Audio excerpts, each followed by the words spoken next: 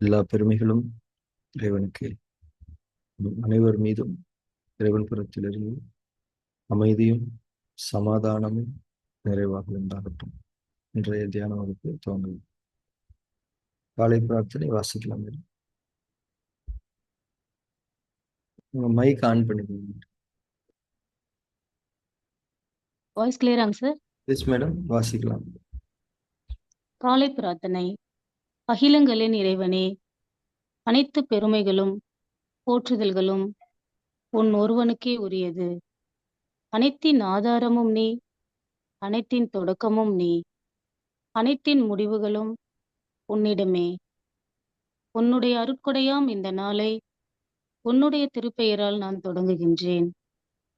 எனது அறிவின் மற்றும் அறியாமையின் தீங்குகளிலிருந்து உன்னிடமே நான் பாதுகாவல் வேண்டுகின்றேன். எனது பெருமை மற்றும் பொருளிலிருந்து உன்னிடமே நான் பாதுகாவல் வேண்டுகின்றேன். உலகத்தின் பொருள் மயக்கங்களும் என் மன இச்சைகளின் கெட்ட நோக்கங்களும் உன்னுடைய பொருத்தத்தை விட்டும் என்னை விலக்கி விடாமல் இருக்க உன்னிடமே உறுதியாக நான் பாதுகாவல் வேண்டுகின்றேன். இன்னும் எனது தவறுகள் மற்றும் பாவங்களுக்காக உன்னிடமே நான் மன்னிப்பை வேண்டுகின்றேன்.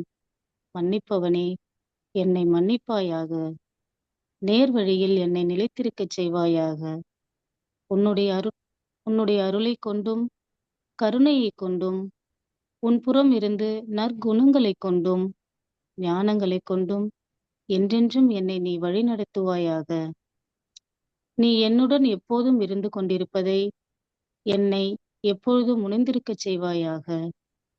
எனது எண்ணங்களிலும் பார்வைகளிலும் பேச்சுக்களிலும் செயல்களிலும் பொறுமையை கொண்டும் நன்மைகளை கொண்டும் எனக்கு வழிகாட்டுவாயாக. எனக்காக நீ நாடியிருக்கும் நன்மைகளை தவறாது நான் அடைந்து கொள்ள எனக்கு நீ உதவி செய்வாயாக.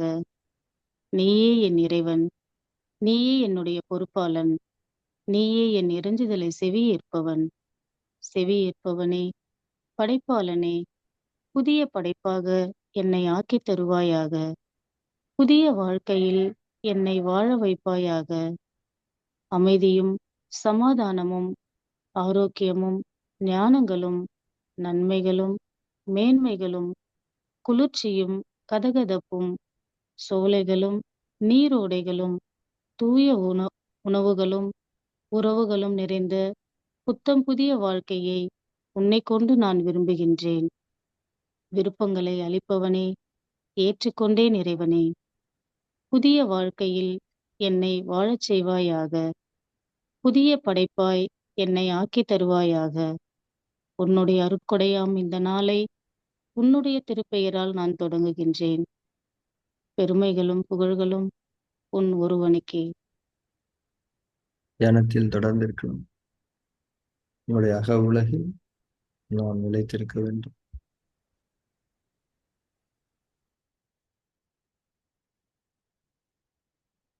புற உலகத்திற்கும் அக உலகத்திற்கும் உள்ள வேறுபாட்டை உணர்ந்து கொண்டவர்களாக நாம் நம்முடைய அக உலகில் நிலைத்திருக்கிறது.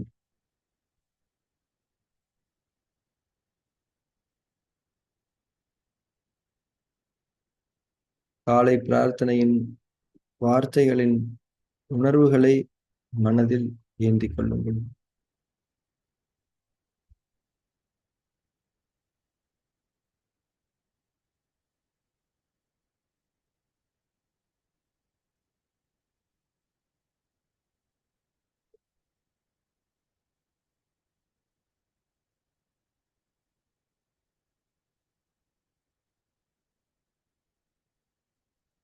உடல் அதிஷ்டானாவில் நிலை பெற்றிருக்கட்டும்.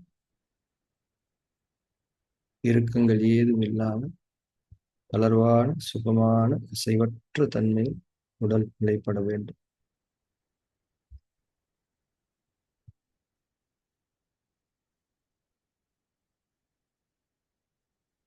மூச்சின் மீது கவனம் ஏற்படட்டும்.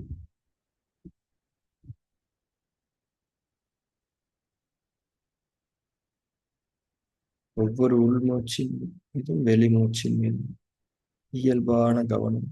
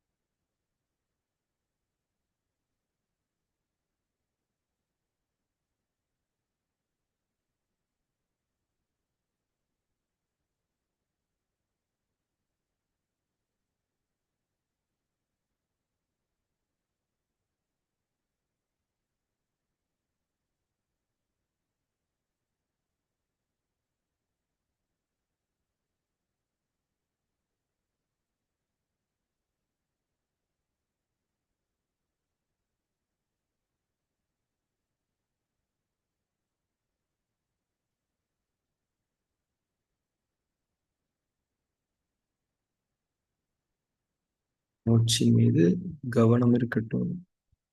கவனத்தோடு உணர்வும் இணைந்திருக்கட்டும். உணர்வுடன் கூடிய கவனம் எப்போதும் நம்முடைய அனைத்து செயல்களிலும் இருக்க வேண்டும். மூச்சின் மீது அது இருப்பதை அடிப்படையாக கொண்டு நாம் அதை தொடங்கிக் மூச்சின் மீது உணர்வுடன் கூடிய கவனம். காற்று நமக்கு கொடுக்கப்படுகிறது. நாம் வாழ்விக்கப்பட்டு கொண்டிருக்கின்றோம்.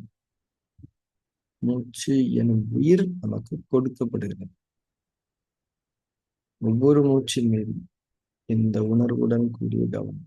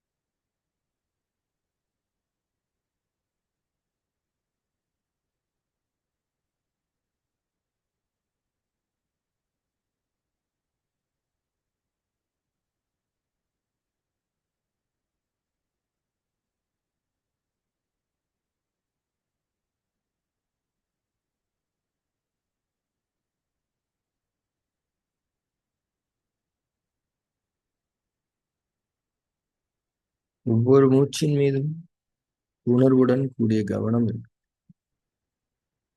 மூச்சு நமக்கு கொடுக்கப்படுகிறது என்ற உணர்வோடு கவனிக்கக்கூடிய தன்மை மிக அடிப்படையானது, மிக முக்கியமானது. நாம் வெளியில் செல்கிறோம் என்றால் காற்று வாங்கிவிட்டு வருகிறேன், காற்று வாங்க போனேன் என்றுதான் சொல்லுவோம். காற்றை சம்பாதிக்க போகிறேன், கஷ்டப்பட்டு உழைத்து காற்றை நான் சம்பாதித்து விட்டு வருகிறேன் என்று சொல்ல மாட்டோம். காற்று நமக்கு வழங்கப்படுகிறது. நாம் வாங்கி கொண்டிருக்கிறோம். நாம் வாழ்விக்கப்பட்டு கொண்டிருக்கிறோம். அதே போலவே நமக்கான அத்தனை வாழ்க்கை வசதிகளும் வழங்கப்பட்டு கொண்டிருக்கிறது. நாம் பெற்று கொண்டிருக்கிறோம். இந்த உணர்வோடு அவைகளை பெற்றுக்கொள்ளும் போது பெற்றுக்கொள்ளக்கூடிய அந்த ஒன்று நமக்கு நன்மையாக இருக்கும். காற்றிலிருந்து இந்த உணர்வின் அடிப்படையிலான தெளிவு நமக்கு வாய்க்கட்டும். மூச்சின் மீது கவனம் இருக்கு. கவனத்தோடு உணர்வும் இருக்கு.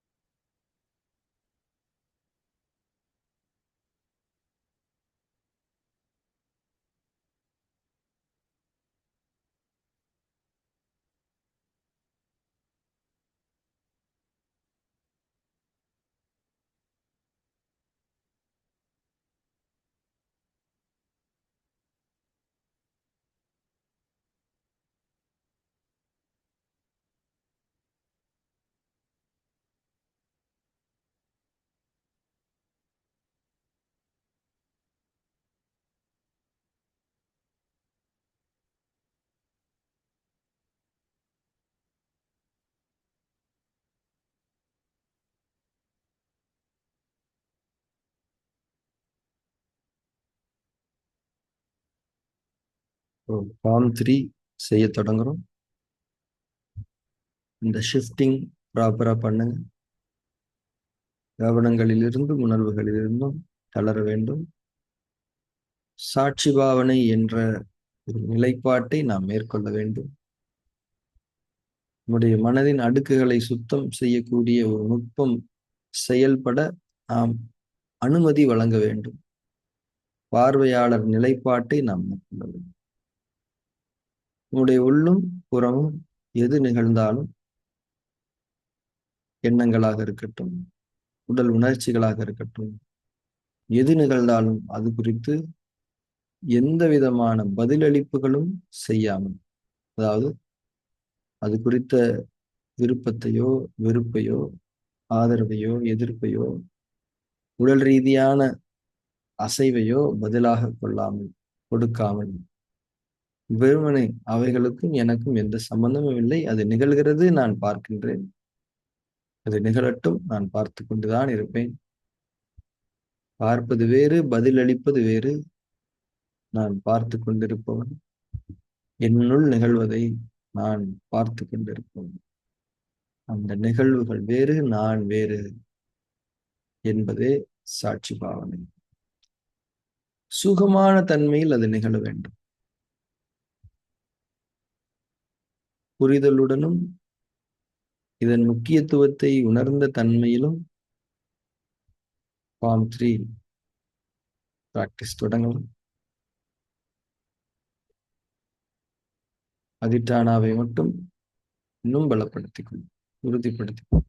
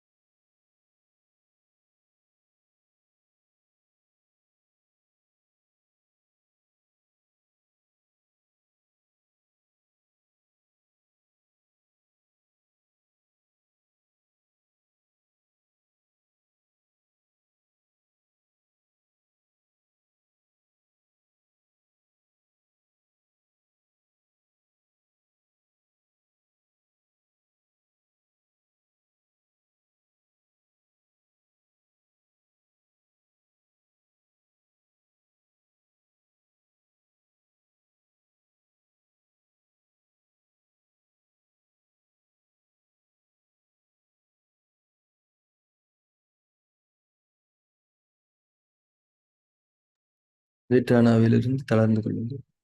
தியானத்தில் தொடர்ந்து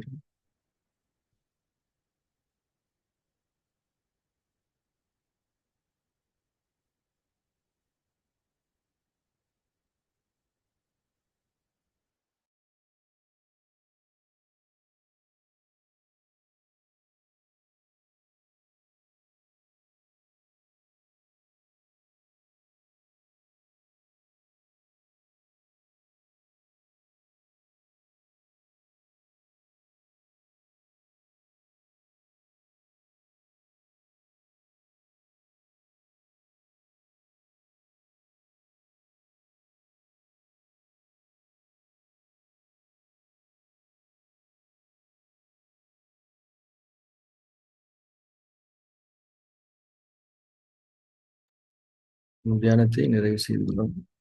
கண்களை திறந்து.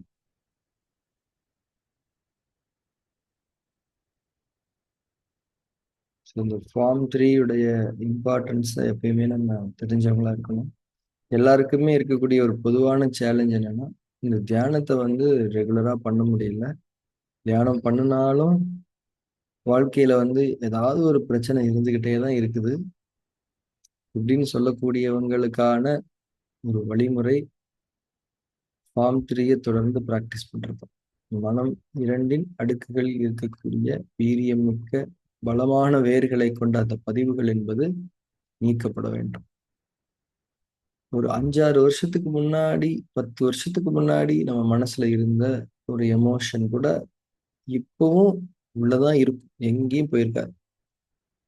அது சைலண்டா மற்ற எண்ணங்களை இன்ஃப்ளூயன்ஸ் பண்ணி நம்முடைய டோட்டல் எனர்ஜி பேஸே இன்ஃப்ளூயன்ஸ் பண்ணி ஒரு நெகட்டிவ் இம்பாக்ட் கிரியேட் பண்ணிக்கிட்டே இருக்கும். அப்போ அப்ப நடந்துங்க அது அதெல்லாமா பண்ணும். அது கண்டிப்பா உள்ளதா இருக்கும். இந்த டெய்லி பிராக்டிஸ் பண்றதுக்கான ஒரு இதுவே இல்லாம இருப்பாங்க. ரேண்டமா பிராக்டிஸ் பண்ணுவாங்க. டைம் கிடைச்சா பண்றேன். இதுக்கெல்லாமே கூட அந்த மனம் 2 அடுக்குகளில் இருக்கக்கூடிய அந்த கெட்ட பதிவுகள் தான் காரணம். ஸோ மெடிடேஷனை பொறுத்த வரைக்கும் அந்த டெய்லி பிராக்டிஸ் ஹேபிட் அப்படிங்கிறது தான் நம்ம பேசிக்கா அச்சீவ் பண்ணணும். அதுக்கு உதவக்கூடியதே இந்த ஃபார்ம் 3. ஃபார்ம் 3 உடைய தியரிஸை நம்ம பலமுறை டீச் பண்ணியிருக்கிறோம். ஃபார்ம் 3 டெய்லியுமே நம்ம பிராக்டிஸ் பண்ண வேண்டிய தேவை இருக்குது. மனசு சுத்தமா இருக்கிறத, அதாவது எந்த விதமான அந்த கெட்ட பதிவுகளுடைய தூண்டல்களும் இல்லாம இருக்கிறத நம்ம முழுமையா உணர்ற வரைக்கும் இந்த ஃபார்ம் 3 பிராக்டிஸ்ல தீவிரம் காட்ட வேண்டும். இதை நாம் புரிந்தவர்களாக இருக்க வேண்டும். Thank you very much. நாளை தியான வகுப்பில் சந்திக்கலாம்.